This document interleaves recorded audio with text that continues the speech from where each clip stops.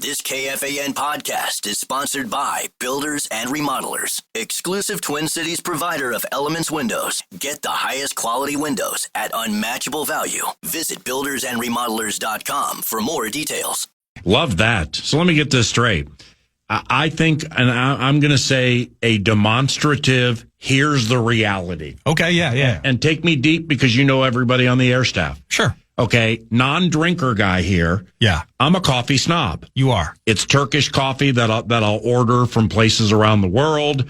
It's French roast with a double espresso charge. I mean, I'm a coffee snob.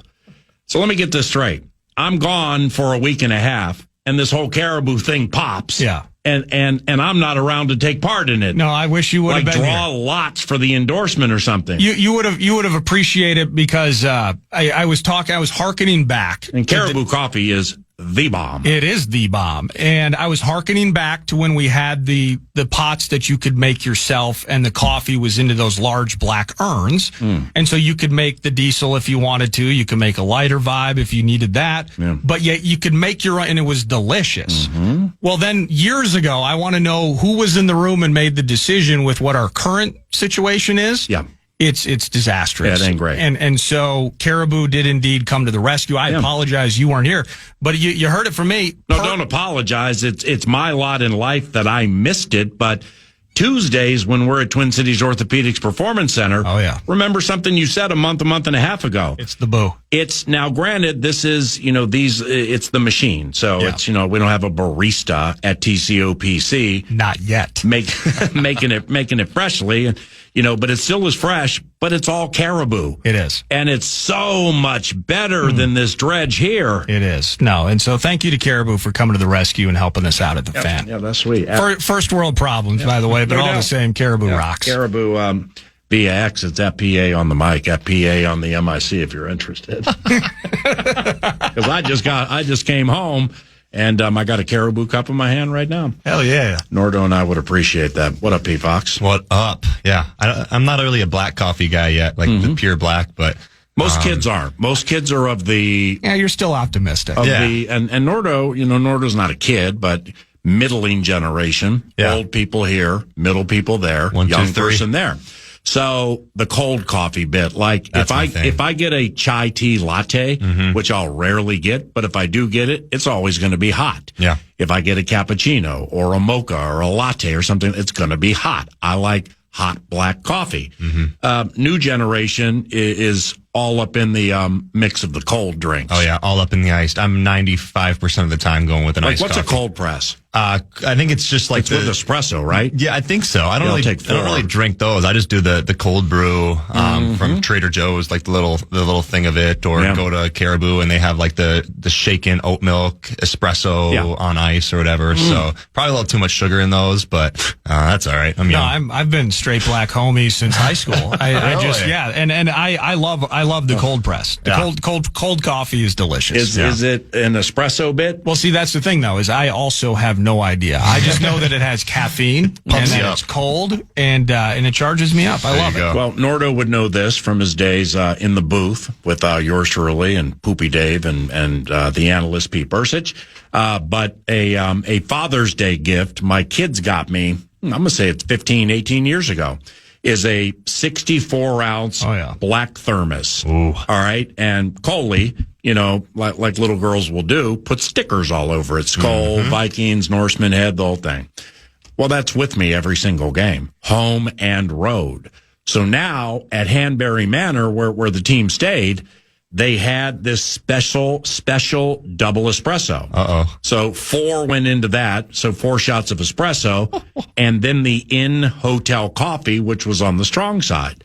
So I have coffee fueling me for every single game. Yeah. Makes your hair stand up. That is you drink, that is a charge, dude. That is a lot. Like and for Nordo to say that, he has a tolerance level with a lot of things like I do. Yeah. It takes a little while to chisel through a few layers for it to hit. Yeah, that's one thing I'm nervous about, is getting stuck out at now. I'm like 3 coffees every single morning to get me awake. Yeah, the layers are minimized when it's Caribou coffee. Indeed. That's right. mean, it hits right out of the gate because it's smooth and it's so good. The Boo. FPA on the mic if anybody's interested. All right, 3-2.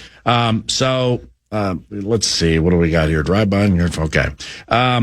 What exactly did I miss with this Buckeyes team? I mean, tops in the land, I know, but I guess they have 2 first-round receivers and some really good ones on the offensive line. And I mean, this Buckeyes team, was it just really, really good? You could just tell from the outset. Yeah, I was pretty optimistic going in. You look at a 21-point spread and you're like, okay, maybe there's a way we can cover that or whatever it was. And then, you start the game off, won the toss, you elected to receive. Got the field goal. You kind of like pump your chest a little bit, like we're taking the ball, we're going to go down. Now you're up 24 with the number. Yeah, we looked good. They led in the game. Yeah, it was up 3-0, and then it just became how good Ohio State truly is. I think they are averaging 5.5 defensive points per game. So like they're not allowing anybody to score on them really at all. Yeah. And then, you get the field goal to start, you're feeling good, and then they come out and show you how good their offense was. Like Jeremiah Smith is obviously their dog on the outside. Yeah. Anytime he was in man-to-man single coverage, it was just a head tap, throw the ball over the top and let him go be an athlete. So, I just think there was just too much. You look at how much NIL money they're spending and the whole deal, returning 8 guys on their defense, adding one of the best defensive minds in football. Like you add all those things together and that's how you get to 42-3. Okay. Well, man, I got a lot down here for you and we're short on time. So with that last question I had for PJ Fleck, he's not going to say it, but take me deep here if you disagree.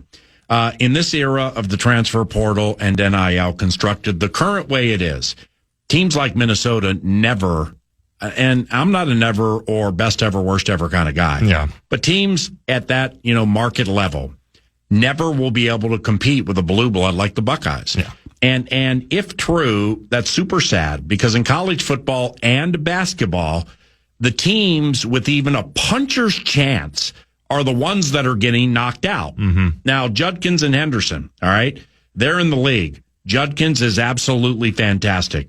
Bucks wide receiver Emeka Egbuka, he might be the offensive rookie of the year outside of the tight end from Indianapolis. Yeah. The Ohio State twos would beat 90% of the FBS teams in the land.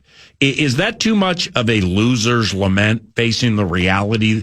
There are a handful of teams that matter, and that's going to be the case moving forward with the portal. It's just what it is now, PA. It's just that is how college athletics is working. It's just how it is going forward. You have, I think, Ohio State's NIL, I think their athletic director, Ross Bjork, kind of confirmed it at $20 million for the football team, but that's said to be almost probably north of $30 million. So you talk about a program that can basically go out and pay for any single guy they want. PJ Fleck mentioned to us an offensive tackle that was from Cincinnati, Ohio, recruited by the U. They got him to commit here, and he comes for a year, Phillip Daniels, and then next year he's has a good year, and boom, right back to Ohio playing for the Buckeyes. So you talk about a program that can really go out and spend as much money as they need. You look at their wide receiver 1 in Jeremiah Smith with an on-3 NIL evaluation of $4.2 million. Their starting safety Caleb Downs with a valuation of $2.4 million. These are guys that are making more than some of these NFL players out here. So when you talk about an 18 to 22-year-old kid seeing this kind of money, it's almost it's a no-brainer. It becomes tough to remain loyal to the guys that recruited you and to the university on the front of your chest when you're talking about that many commas. So. Yeah, if anything, it just feels like that money that was allotted, like from a conference by conference standpoint, the Gophers have effectively a salary cap. It's like $20.5 million or something like that. For all the major bits? For our entire athletic department. Okay. And I'm assuming, let's say 70-80% of that goes to the football team. But in the end, what that does is that gives you an advantage over the MAC. Yeah. But in the end, I mean, that's a helmet school. That's a freaking institution. So that part hasn't changed. The boosters and the additional revenue. But see, Oregon hasn't been a helmet school. You know what I mean? I mean, there are teams that are popping up. I don't know. I think Oregon is a new school helmet school. Yeah. I think in some ways, and what they've done out there, I mean, it could be as simple as we got the coolest uniforms in the land. Like they kind of became a marketing operation. It feels like they got the Nike bit right by them. The connection to Nike and such like that. That's right. Which, and by the way, Phil Knight's pockets ain't shallow. So if they need to go get a player in today's age, I mean, they have those sorts of connections. And then in the current frame of what it is, totally agree. We can't compete.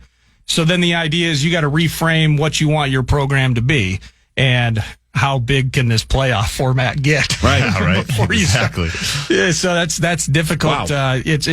That's where, like, I was talking with Ron Johnson about it yesterday. Like, well, I think the last time the Gophers beat the Buckeyes was when Ron Johnson was playing, and it was the last time. I think it was Travis Cole playing QB, and you know, of course, RJ had a day. Red Zone Ron showed up in a big way that game. Big time. But to that end, like, how can you sell? Like, going into that game, you want to play your best, and people want better answers from PJ after a game like Saturday. Mm-hmm. Do you really want PJ to be honest about it? Like, we can't compete with Ohio State.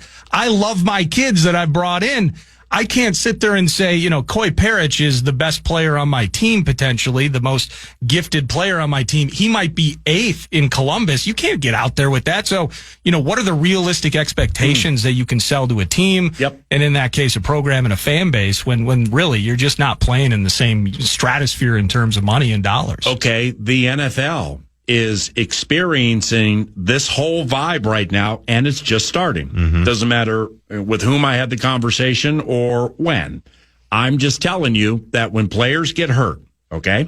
So they're, you know, say they're relatively young in their careers, and their NIL, when it started, was $2, $3, $4 million.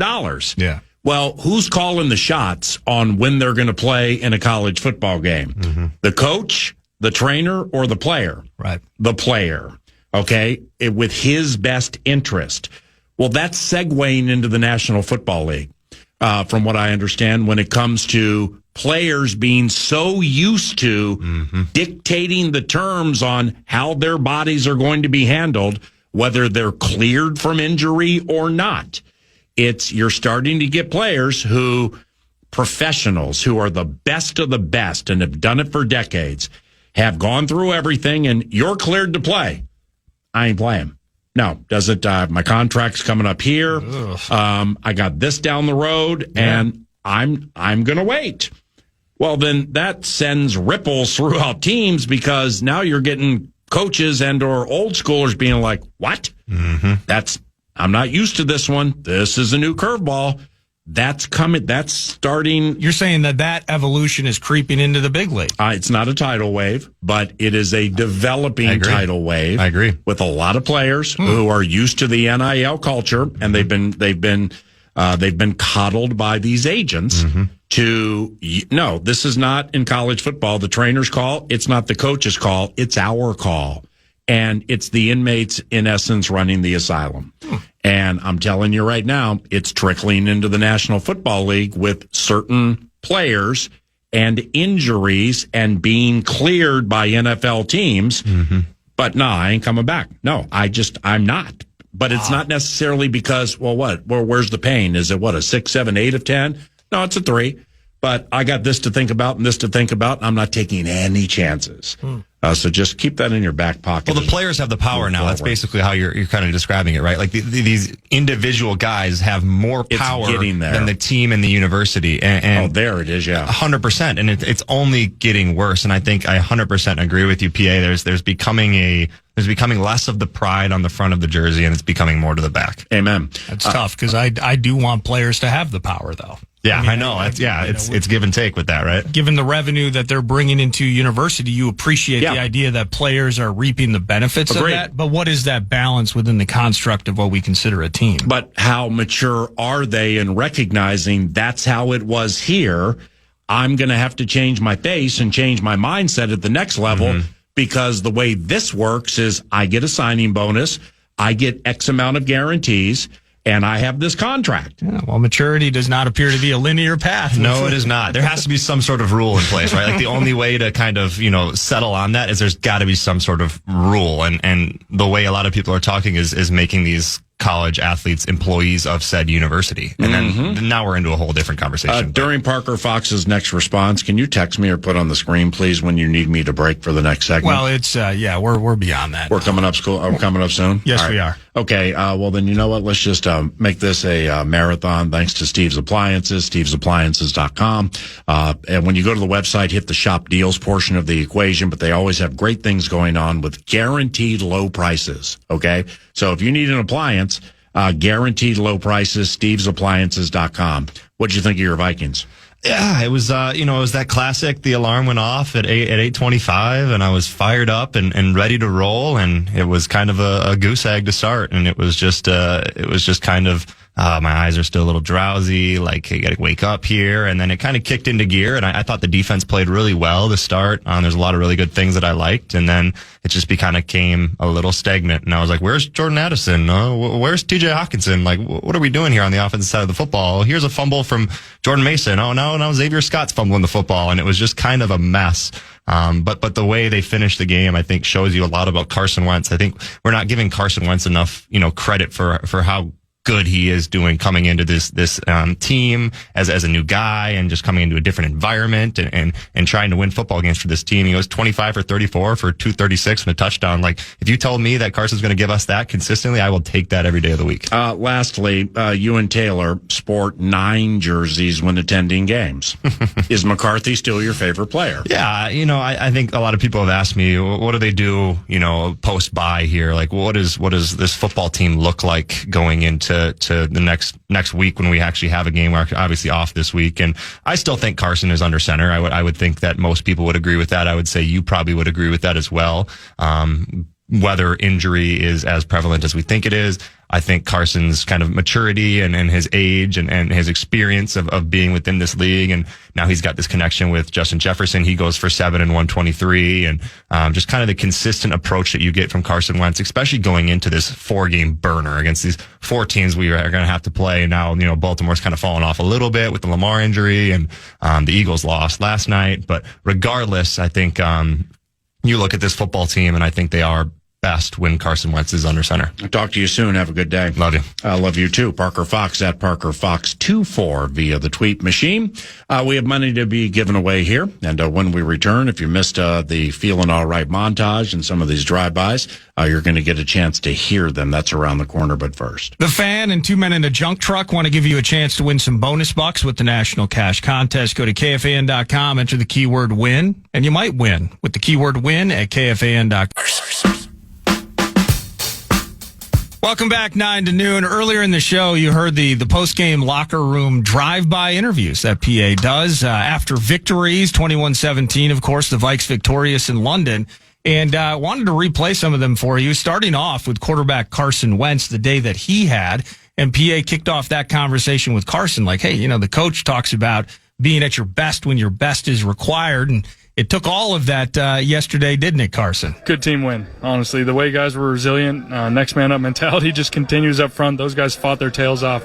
And just to finish the way we did was awesome. And I'm really glad you said that with the makeshift Minnesota Moving Company, because you start with 3 starters down. Darrisaw's on a pitch count, so now you stick to that. School flips. Rouse comes in, and you win the game. How about those guys? It's unbelievable. I mean, how many people can switch sides playing tackle in the middle of a game, let alone going against arguably the best in the world on the other side of the ball in Myles Garrett? So hats off to Justin, hats off to Huber stepping in today, Walt coming in. Guys played their tails off, and when it mattered the most, guys stepped up. Last one, brother. And your playmakers came through at the end. I mean, you had to get it there, but this guy right here, Jordan Addison, walks off on him. TJ Hawkinson with some huge catches, and Jefferson over 100 yards, man. I'm just so blessed to play with guys like that. It's unbelievable. It's unbelievable. This crew is special. Makes my life easy just giving them chances to make plays. We missed some today. Definitely want some back. I can be better too, but those guys are special. That's an elite group, and glad we got it done the way we did. Congratulations, bud. Thanks, PA. God bless. God bless. Carson Wentz, quarterback for the Minnesota Vikings, as the Vikings beat the Cleveland Browns right at the wire. Justin, quick drive-by, real quick. More than 100 yards today. Guy to the right of you, Jordan Addison, walks off. Hawkinson made some big catches late. But seriously, the A topic here, man, is what I call the Minnesota Moving Company, the offensive line. It was a makeshift moving company, 3 fists down. then Darisaw on the pitch count, and School has to flip during the game, and Rouse comes in, and you guys win. How about those guys? Kudos to them. It's definitely a big shout out to them. Without them and without their relentlessness and they're eager to fight and not really hang their head versus the adversity, especially with a group like that with Cleveland.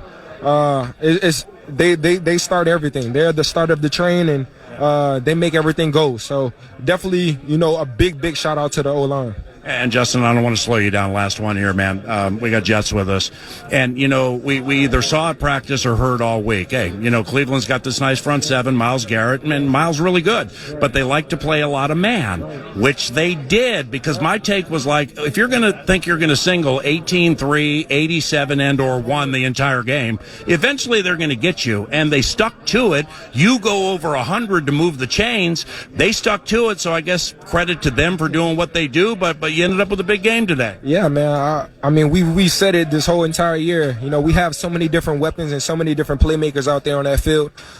We just need to give it to him and let us work and do everything else on his own. So, a big shout out to the O-line. Big shout out to, Carson for even facing that adversity, getting hurt in the first half and still coming back and finishing the job. So, it was just a relentless win, and really, kudos to this whole team for keeping our head up and not really, hanging our head, which, it's countless times we've been through this, but it's just over and over again that we're facing adversity and we're still attacking it head on. Justin, God bless you, man. Enjoy some downtime, okay? And definitely. I got to say, man, you and I have done a lot of these drive-bys. This is the first 3-chain Justin Jefferson I've ever seen. I mean, those things are beautiful, man. You want one?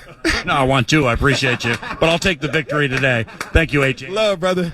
Much love. Justin Jefferson had a big game today, and Jordan Addison caught the game-winning touchdown. Let's walk around with these drive-bys.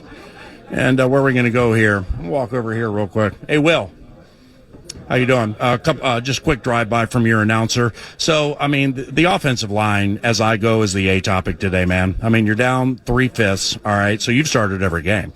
But then you tell us, when like School, he's right tackle, flips over to left because Darisaw's on the pitch count. How difficult is that to, change positions, into the fourth quarter? Yeah, it's super tough, and it takes a lot of, mental toughness too. And for School to be able to do that and play at a really high level speaks a lot about, his preparation, and just his character and his, willingness to do anything to help the team. So, just hats off to him for doing a great job, no matter what he's asked to do, and doing it at a high level too. And calling the games on the radio forever, I've called the offensive line the Minnesota Moving Company. It was the makeshift moving company today. The guy to your right, Blake Brandell, never had played center in a National Football League game. You leave with the money, you get all the pounds. The guy to your left is Justin School. You got Joe Huber, rookie from Wisconsin, and then we talked about Rouse and stuff like that. I mean, what an effort by you guys. Yeah, I think it starts with Blake stepping in at center, and a guy that is super smart, super tough, and willing to do whatever it takes to help the team. And it's not easy to step in there, and never having done it before in a game, and he played super well. And I'm so pumped for Blake. We've already talked about Justin flipping from both sides, but having such a deep group, and it helps Walter can come in there, do a good job, knows what he's supposed to do, and then awesome for Joe, undrafted guy who just had a great camp. Prepared every single day super hard, just keeps getting better. And for him to get his first start, this quick in his career, he's just going to keep ascending, and he's going to be, continue to develop into a great player. My man, I know you went through a lot in the offseason, recovering from injury, and it's great having you here, and enjoy your downtime, okay? Thank you, appreciate it. Will Fry's starting right guard for the Minnesota Vikings. Justin, we call these drive-bys. We just hit people with a couple of celebratory questions, but you tell us what it's like, all right? I mean, you started at right tackle, you flip over to left into the fourth quarter. That was part of the plan. Darisaw on the pitch count. What is that like? When you probably practice at multiple spots during the course of the week, but I mean, this is Myles Garrett and a super well-respected front seven. Yeah, I think it's just part of the job. I mean, they do a good job getting us reps all around at different spots, and so credit to the coaching staff for making sure all of us are always prepared for whatever role that is asked of us, and it just comes down to reps. And so gotten plenty of reps with Joe throughout training camp and then throughout the weeks throughout the season, and then the last couple weeks gotten them with Spud, Will as well, and so just kind of keeping that continuity, and the more reps we can get with each of the guys helps.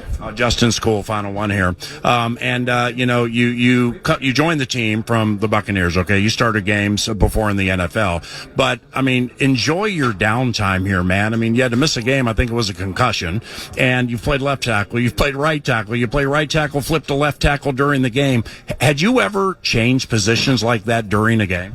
Not like with that game being that close. I had done it later in a game when the game had gotten out of control, trying to take like veteran guys out. I had moved, but not in that point with the game being close like that before. I appreciate you, man. Enjoy your downtime. Thank you. I appreciate it. Justin School, right tackle and left tackle. Blake, the Minnesota moving company, the makeshift moving company, that's my A topic. I mean, Carson, like O'Connell always says, be your best when your best is required. He was.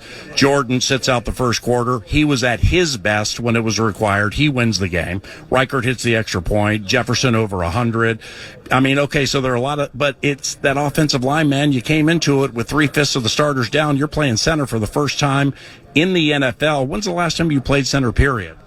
I've never played center in a game. That was my first go around, believe it or not. Yeah. So just scout team, practice and, trying to work on the craft and make it so I was ready whenever I was needed. So what was that like? I mean, because, you, like you said, you've done it a lot in practice, training camp and stuff like that. But, this is against a super well-respected front seven. That Michigan rookie Mason Graham, taking 5th overall. Malik Collins, like 11th year, man, he's a load. Holy cow. What was it like today? I think what it came down to was leaning on the guys to the left and right of me, and I think that's what we all kind of did. Played as a unit, played together. KO preached staying connected this week as a team, and I think we did that, and we especially did that as an offensive line, and just trusted each other, and no one quit. It was an awesome game, super emotional, and we're all really, really proud of each other. Lastly, you've been around a while now. You've been in practice and seen Cam Akers throw before. He was 5 of 8 for 97 yards at Florida State. O'Connell's always been infatuated with his arm all the way back to the Rams days to finally get that call out of the Wildcat, and then he hits Oliver. How great was that? That was awesome, and it was game planned, and I had a ton of faith in Cam making the throw, but we had 2 pullers, and so I'm pulling around, and I think it was Spud right next to me, and just seeing J.O. kind of just, he's out there, and I see the ball go over my head. I'm like, no way it worked. Yeah. So that was awesome, and props to Cam, props to J.O., props to everybody, props to the coaches. It was awesome. Hey, man, I know you guys are on the grind day to day, and it's human nature to, look at mistakes and try to correct them instead of thinking about accomplishments. Enjoy yourself during the off time, man, because that wasn't easy what you accomplished today. You had your training camp as a guard was fantastic, and you were the center today, so enjoy some downtime, and congratulations. You bet. I appreciate it. Thank you. Blake Brandell, after Justin School and others, 13 different offensive line combinations through 5. Holy cow. Let's rattle off some talkbacks when we return. I can't wait until tomorrow. 'Cause tomorrow. Hey, PA. Hey, Nordo. Jay, I'm sure you guys have talked about it, maybe off the air, but I'm just curious, what are your thoughts on the Will Reichert potentially hitting that wire, that cam wire? I know the NFL said they reviewed it, said they didn't see it, but it looked like the ball just got shot midair and went to the right side there. I'm just wondering your thoughts if you saw anything, PA, being that you were there. Thanks, guys. Great question. No, we did not. Nobody did. Because it didn't emerge until after the game. There was no conversation about it during the game. So the origin of why was the wire there, to whom did it belong, and what happens moving forward if something like that transpires. Nordo made a good point earlier talking about AT&T Stadium where the Cowboys play and punts that have hit the big scoreboard. And what transpires out of that, which I can't remember. I think it's redo the play. I think you repunt. Yeah, repunt. So it would be something like that. Very unfortunate situation. Fortunately, it didn't impact. The Vikings were still able to win, despite Reichert's kick looking like it was going to go right down the middle. Then it hit that thing. Hey, PA. John from Minneapolis here. I see a lot of people saying that we have to play J.J. McCarthy as soon as he's healthy, regardless of our record or how well Wentz is playing. Why is that the case? This roster is built to win now, and we still have McCarthy for 3 more years on a rookie deal after this. I think if Wentz continues to play the way he's playing, we have 10 or 11 wins in our sights. Keep playing him and let J.J. McCarthy win the job in camp next year. Skol Vikes. Well, this talker's hot, isn't it? Oh, yeah. You can tell that from fan line? Yeah, and that's been, from the moment he went down with the ankle, it was, let's just say a lot of 701 North Dakota area codes have been jumping in, of course. Go by Zin. There's a Z in there, by the way, folks. North Dakota State, love as it is. But as soon as McCarthy went down and Wentz was going to get the opportunity, people have been on it. What if, and we've asked that question, what if he plays lights out? What is lights out? Is lights out 303 every game? Is lights out 3 victories? Is lights out providing maybe even at the minimum veteran presence you weren't seeing through 2 games? That's why, going back to the first hour, what is the coach said that's definitive? And to that original talkbacker's point, nothing has been definitive. But I think that's kind of the nature of multiple factors. Mm-hmm. It is, I have to evaluate what I saw of McCarthy through 2. But I also have to evaluate what I saw of McCarthy through 2 with Justin School getting worked on the left side. Loved what Justin School did yesterday. Yep. I think an A topic with that, by the way, at a minimum, at just the most fundamental level. If we were doing Nordo's numbers, 0, as in the number of O-linemen that left because of injury yesterday. You got a ton of reps all week with the Huber and Michael Juergens was out, so Brandell was getting those reps. And we started with that 5, and other than the snap count bit, you ended with the same group. I think that's absolutely pivotal in some ways to the success you saw with that O-line yesterday. So analyzing McCarthy through 2 with a weird O-line situation, people getting hurt midstream, and then what is the health and his ability to ramp up from practice. So I don't think the coach has been definitive because I don't think he can be definitive, but I think McCarthy's also the plan. And if you stick to the plan the way the coach has stuck to other plans, I think you go with number 9 when he gets a full ramp up. McCarthy also didn't have Jordan Addison, and that changes things too. Yeah. Christian Darrisaw being back, Jordan Addison being back, the potential, just more healthy than they've been, maybe potentially at any point in this run. That puts, again, the foundation of what McCarthy can work with. He'll be at his most armed as he has been. Now, I would wonder, if I ran the team, I would wonder what Justin Jefferson thought. Yeah. Because Justin is maturing in a way where we not only have superstar player who cracked another Moss record yesterday for amount of receptions within the first 6 years, but he's maturing in a way where he's comfortable enough to say, J.A. and I had words. And it's about maturity, man. Yeah. And there's a lot that goes into that bottom line you collect every 2 weeks. Just thinks it's the 3rd or 4th time we've had to hear him say that, but yeah. Oh, has he? Yeah, multiple times. Oh, okay. Yeah. Right. Yeah, I must. I'm stepping up as a leader. I'm taking him under my wing. Yep. I see. He said those things again after the bit. So I would wonder what Justin Jefferson thought about the quarterback situation. Yeah. It's not the end all to what my decision would be. But you're going to feed the kitty, so you want the kitty to be happy. That's something that bears conversation during the course of the week. Let me think that thing out. And we thank you very much for listening to 9 to Noon today. Nordo did fantastic work with the feeling all right montage. Then we have the drive-bys. We replayed some of them most recently, but if you'd like to hear all of them, podcast 9 to Noon at KFAN.com. For Mad Producer, I'm Paul Allen. Thank you for listening to the presentation and to the programs around the corner. Have a good day. Temporary layoffs. Podcast today's Paul Allen Show, or listen back to previous show and interviews by going to the iHeartRadio app or KFAN.com.